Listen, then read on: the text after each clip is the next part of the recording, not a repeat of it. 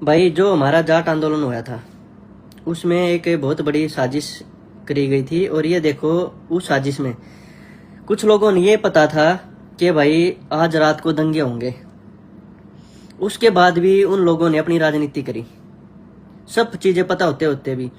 और वो साजिश करता कौन है? मैं जिनकी ऑडियो चलाऊंगा वो ऑडियो है दीपेंद्र हुड्डा की, जो हमारे तथाकथित मुख्यमंत्री। इनका कुछ फर्क ना पड़ता। 32 की जगह ना 3200 भी चले जाते ना हमारे भाई, जब भी इनका कुछ फर्क नहीं पड़ना था। तो इसलिए मैं कहूँ यह वीडियो इतनी जरूरी होने वाली है। जो वीडियो डाली है ना, सब तक जरूरी वीडियो मैं आप लोगों के आगे ऑडियो चलाऊंगा। और ये ऑडियो अब तक इसलिए नहीं, ये कुछ भाई कह रहे थे ना भाई इतने दिन कैसे रख रखी थी, कैसे हैं भाई। बात ऐसी है, जब तक हमारा केस चल रहा था ना वो वेट कर रहे थे। मैं कहा किसी भाई की मारे भाई बेखामने पे ना जावे, कोई शिकार ना हो जाए इन चीज़ों का। तो भाई मैं आप सबका गए वो ऑडियो चलाऊंगा जिसमें दीपेंद्र हुड्डा, कैप्टन दलाल, प्रोफेसर वीरेंद्र वगैरह कुछ लोग शामिल है। आपने कुछ ऑडियो सुन रखे जिसमें बस प्रोफेसर वीरेंद्र है। तो बात ऐसी है भाई, 18 तारीख को रात को नेकीराम हॉस्टल में लाठी चार्ज हुई और हमारे बहुत भाई बच्चों को पीटेगा। हमारे भाइयों को यूनिवर्सिटी के अंदर कैंपस के अंदर है, नेकीराम कॉलेज के कैंपस के अंदर घुस गए, हॉस्टलों के अंदर बच्चों को बहुत बुरी तरह पीटा गया था। और इसमें बहुत बड़ी साजिश थी। मैं अब आपको एक बात बता दूं, लोगों को विश्वास नहीं होगा। हमने ये कहे ना भाई तू खट्टरता है, राजकुमार सैनी था, ग्रोवर तक क्यों नहीं कहता है भाई। जब तक इंडिया थे और लगभग अब तक इन्हें तक कहीं और किसी तक कहीं भी नहीं ये कह रहे थे भाई न करवा। भाई खट्टर साहब है तो मुख्यमंत्री थे, ग्रोवर साहब है दूसरे मुख्यमंत्री थे, रोहतक चला रहे थे। और सैनी इनका साजिश करता था, जिसको कति खुली थपकी मार रखी थी, तू नाश करवा दे हम तेरे साथ बैठे हैं। राजकुमार सैनी जो खुला छोड़ रखा था, ठीक है। कई भाई नु कहते तुम तना कहता रू तय कही है इतनी। ग्रोवर के आदमी इसमें पकड़े गए थे बहुत गणे, थाने में तो छुटवा लिए थे अपने आदमी इनने। गणे भैया कहने दिक्कत हो जा बोला भाई ये साजिश करता। भाई सरकार खट्टर साहब की सरकार थी, खट्टर साहब ने 2-3 आदमी इतना खुला वो दे रखा था। मतलब भाई जो भी मैं कहो तो मैं इस हरियाणा का चनास होता रहो, मतलब उन पर कंट्रोल हो जाता है, चीज ना होती। कई भाई कहते भाई उस तरह कहता। भाई इसमें एक बात इसी है, दुख जब हुआ जब हमारे किसी अपने मैं बीच के किसी आदमी ने न्यू पता हो दंगे होंगे और उस साजिश करता गिला मिल जा, तो सबसे जिम्मेदार हम तो इसने मानना है। इन बाबू बेटा ने मैं मानू भाई, किसी का दिक्कत होता हो, ये बाबू बेटा दोनों इस साजिश के अंदर इन्वॉल्व थे। इन्हें सब पता था। जितने भाई जुड़ रहे हैं या वीडियो और किसी के पास जानी चाहिए, क्योंकि मेरी आईडी पे रिस्ट्रिक्शन लग रही है भाई। इसने वही देख सके जो चाहे तो मेरी आईडी सर्च करके देखेगा वो, ये पब्लिकली या कहीं नहीं जा पाओगी। तो भाई क्या है, दीपेंद्र हुड्डा 18 तारीख को चंडीगढ़ जाता है और कुछ लोगों से मीटिंग करता है। उस मीटिंग के बाद चंडीगढ़ एयरपोर्ट से फोन करता है कैप्टन दलाल को कि कैप्टन साहब क्या हाल है। कैप्टन मान सिंह दलाल उसको फोन करता है, क्या है, उसको बताता है कि ऐसे ऐसे है, आज रात बड़ी खतरनाक है और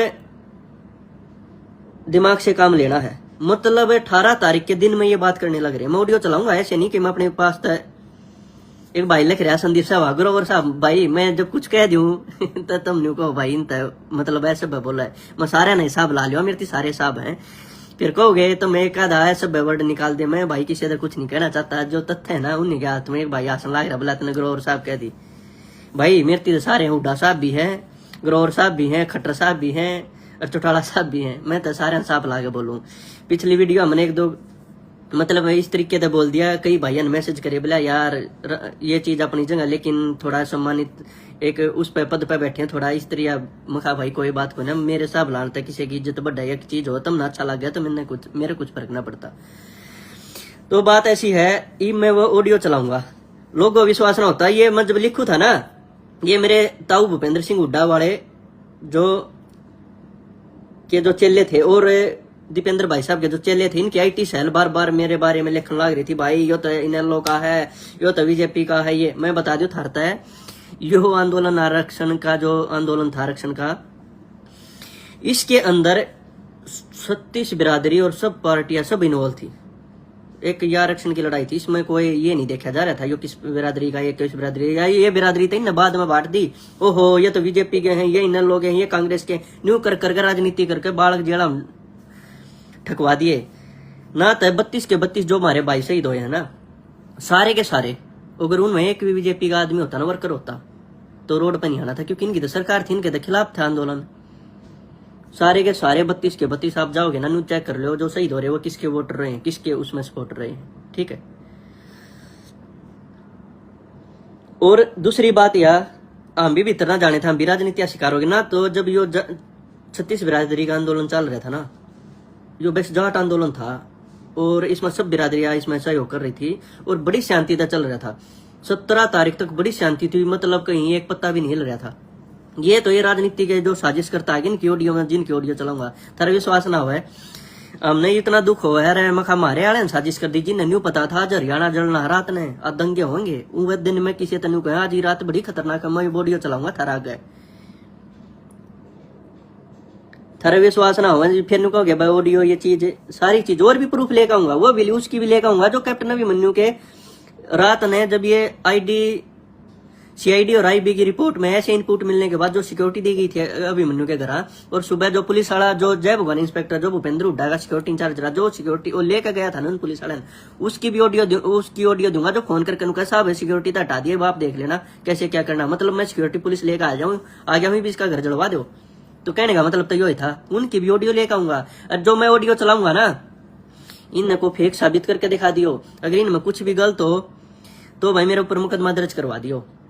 मैं तो स्पेशल मेरे दीपेंद्र भाई साहब तक हूँ, भाई साहब है, मैं आपकी ऑडियो चलाऊंगा ही वो, और फिर आपका जो कैप्टन मान सिंह है वो फोन किसके पास करे है, वो फिर कैप्टन मान सिंह प्रोफेसर वीरेंद्र के पास फोन करे।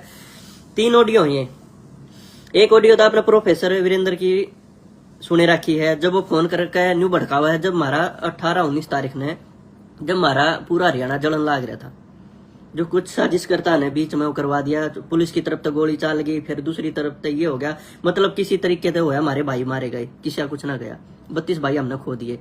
तो वो जो चीज है उस टाइम पे ऐसा माहौल हो रहा है, उस टाइम पे ये करना बना था, भाई हमारी साइड तो माहौल खराब हो रहा है, थोड़ा कंट्रोल रखे, कोई चीज ऐसी ना हो जाए।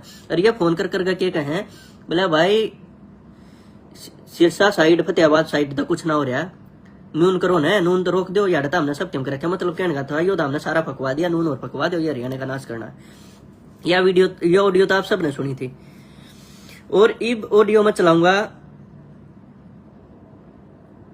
दीपेंद्र कैप्टन मान के पास फोन करता है, और फिर कैप्टन मान करता है दूसरे लोगों के पास, ये मतलब इतने करीबी लोग थे, मतलब जिन जो दीपेंद्र तो डायरेक्ट बात करने लग रहे, न्यू बेतादाद रात ने माहौल खराब होगा ना, ये कंट्रोल नहीं कर पाए, इसका मतलब क्या था हुआ तो चलो उनने तो कहा भाई तू खट्टर सैनी ने ग्रोवर ना कहता रहे भाई, उनका तो बेरा ही नहीं, जो हमारे संपर्क में जिन्हें जानते हैं पहचानते, इनने तो न्यू बेरा था आज रात ने यो हरियाणा जलेगा, 4 बजे बात करे हैं, मैं एयरपोर्ट पर आ गई, मैं दिल्ली आऊंगा, अरे हरियाणा जलेगा।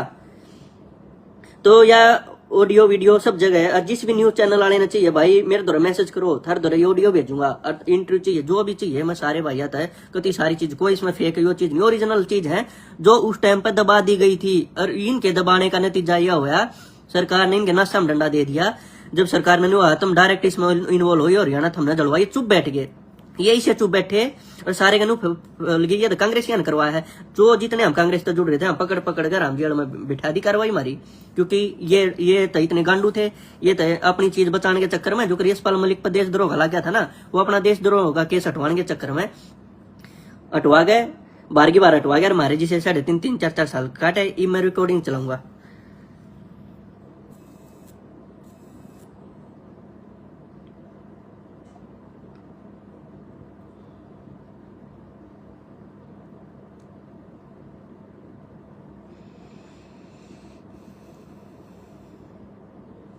एक्सप्लेन भी करूंगा ये कौन कौन बोलना है।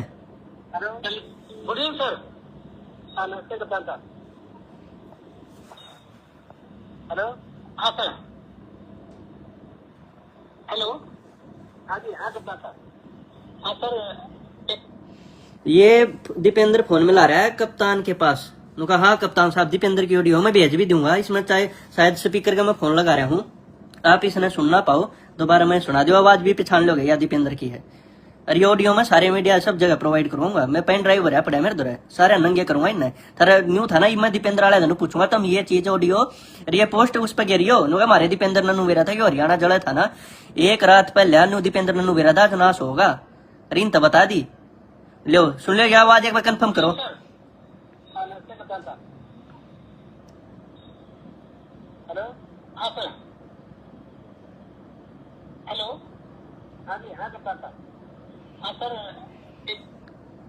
यो कप्तान दौरे फोन में ला रहा है, भाई उसकी कप्तान की सुनो, कप्तान में लाओ दूसरे दौरे बोला मेरी दीपेंद्र था बात हुई वो सुनो।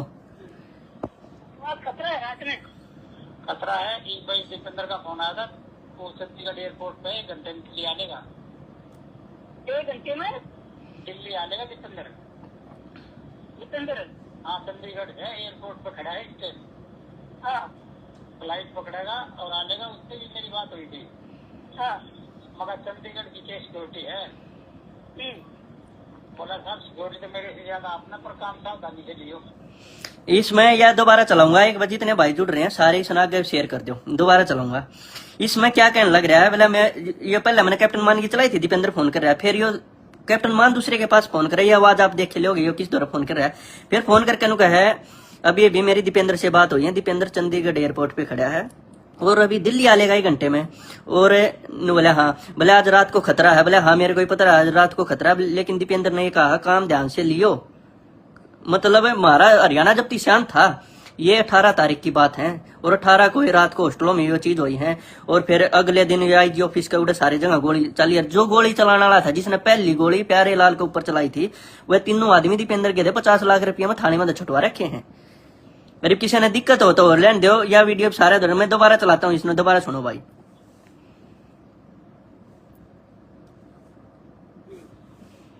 खतरा है रात में, खतरा है। एक भाई दीपेंद्र का फोन, खतरा है रात में, खतरा है। एक भाई दीपेंद्र का फोन आया था, वो चंडीगढ़ एयरपोर्ट पे 1 घंटे में दिल्ली आनेगा।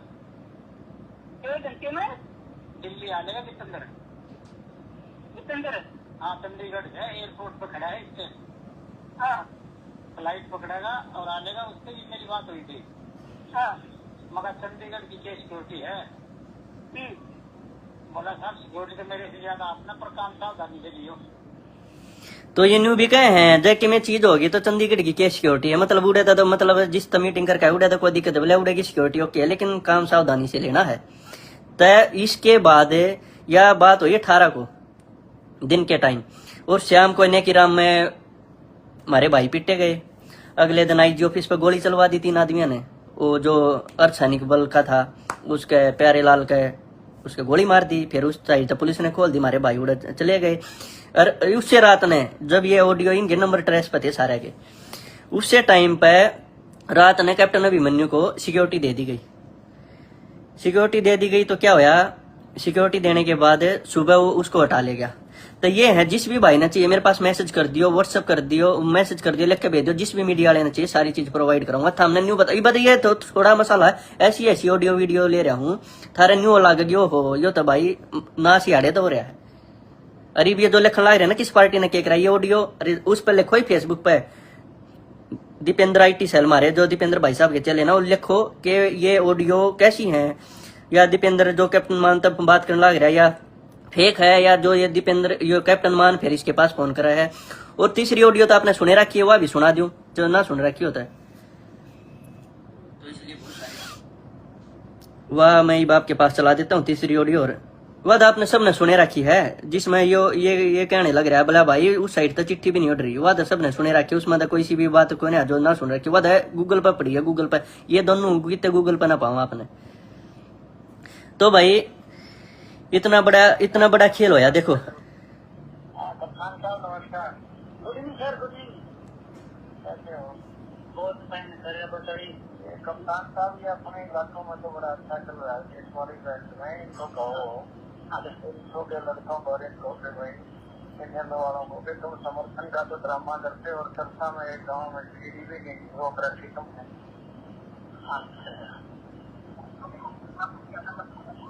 करता हूँ अरे होटल आपने दिया जब तो आर्थिक मानो वो एक तो उठाने देना क्या है, ये तो नहीं लेकिन